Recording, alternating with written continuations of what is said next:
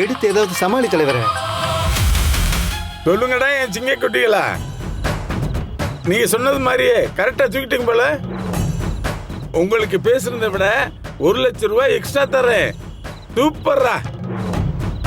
நான் அவளை மட்டும் தான் கடத்த சொன்னேன், ஆனா அவ புருஷனுடைய மண்டையை உடைச்சு எனக்கு போனஸா கொடுத்துட்டீங்கடா. அதனால உங்களுக்கு 1,00,000 ரூபாய் போனஸா கொடுக்க போறேன். என்ன டார்ச்சர் பண்ணா ஒளிஞ்சா.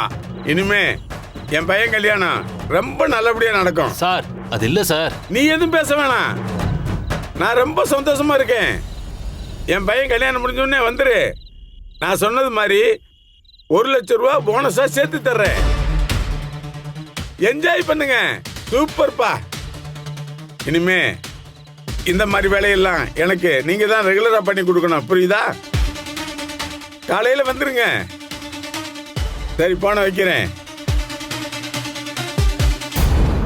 என்ன தலைவரே, பெரியவர் உங்க மேல நம்பிக்கை வச்சிருக்காரு போல. நம்ம தொழிலுக்கு மூலதனமே நம்பிக்கை தான்டா. ஒருத்தருக்கு நம்ம மேல நம்பிக்கை குறைஞ்சது அப்புறம் யாரும் நம்மளை கான்டாக்ட் பண்ண மாட்டாங்க. அப்புறம் நம்ம உழைச்சுதான் சாப்பிடணும். அது நம்மளால முடியுமா? ஆமா தலைவரே, அது முடியாதுதான். இப்ப அதுக்கு என்ன பண்றது? பெரியவரு நம்ம தான் அந்த பொண்ணை கடத்திட்டோம்னு நம்பிட்டாரு. அந்த நம்பிக்கையை நமக்கு எடுத்துக்க கூடாது. அதான் வேற யாரோ கடத்திட்டாங்களே தலைவரே. அவங்க கிட்ட இருந்து நம்ம கடத்துவோம். ம். கடத்தல்காரனுக்கு கடத்தல்காரன் தான் நண்பன். அவங்க கிட்ட இருந்து நம்ம கடத்தினா தப்பே கிடையாது. இல்ல தலைவரே, நமக்குள்ள எந்த சண்டையும் வந்துடக்கூடாதுல்ல. என்ன இருந்தாலும் அவங்க ஹெல்ப் தேவைப்படும், அதுக்காக தான் சொல்றேன். டேய், நம்ம தொழிலை பாரபட்சம்லாம் பார்த்தா தொழிலை நடத்தவே முடியாது. அதுக்கு முதல்ல